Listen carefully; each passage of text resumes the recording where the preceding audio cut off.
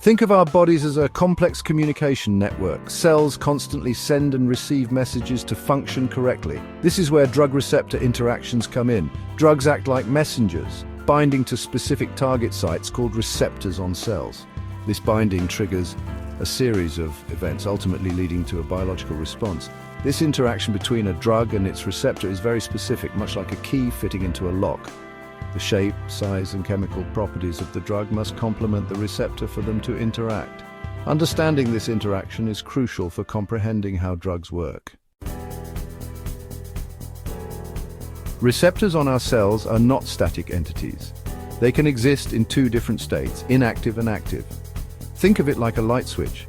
The inactive state is like the switch being off, while the active state is like the switch being on. When a drug binds to its receptor, it can shift the balance between these two states. Some drugs favor the active state, leading to a biological response. Others, however, prefer the inactive state, preventing a response.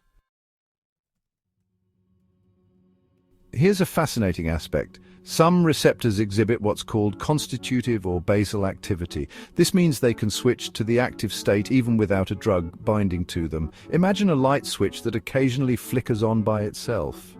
This basal activity plays a crucial role in maintaining our body's normal functions.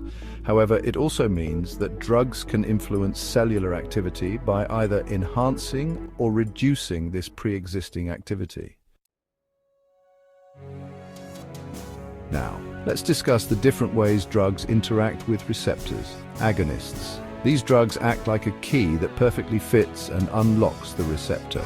They have a high affinity for the active form of the receptor, promoting a biological response. Think of them as turning the light switch on and keeping it on. Partial agonists. These drugs are like a key that fits but doesn't quite turn the lock all the way. They have an intermediate affinity for both inactive and active forms. This means they can activate the receptor, but to a lesser extent than full agonists.